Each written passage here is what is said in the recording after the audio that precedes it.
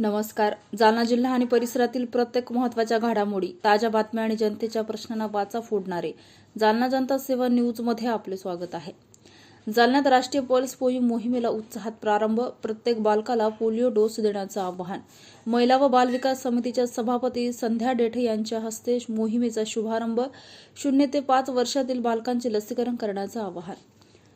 दिनांक 28 रविवारी रोजी दुपारी 12 वाजता मिळालेल्या माहितीनुसार जालना शहर महानगरपालिका आरोग्य विभागाच्या वतीने राष्ट्रीय पल्स पोलिओ लसीकरण मोहिमेचा शुभारंभ रविवारी शिवनेरी नगर येथील डबल जिन आरोग्य केंद्रात उत्साहपूर्ण वातावरण करण्यात आला. महिला व बाल कल्याण समितीच्या सभापती सौ संध्या संजय देठे यांच्या हस्ते बालकांना पोलिओचे 2 थेंब पाजून मोहिमेची सुरुवात करण्यात आली. यावेळी बोलताना संध्या देठे यांनी 2 थेंब प्रत्येक वेळी पोलिओवर विजय दरवेळी हा संदेश प्रत्येक घरापर्यंत पोहोचवण्याचा निर्धार व्यक्त केला.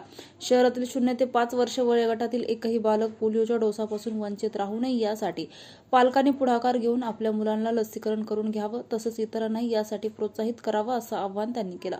राष्ट्रीय पल्स पोलिओ मोहीम शहरातील सर्व आरोग्य केंद्र, अंगणवाडी केंद्र आणि विविध बूथवर राबवण्यात येत असून आशा स्वयंसेविका व आरोग्य कर्मचारी घरोघरी जाऊन बालकांना पोलिओचा डोस देणार आहेत.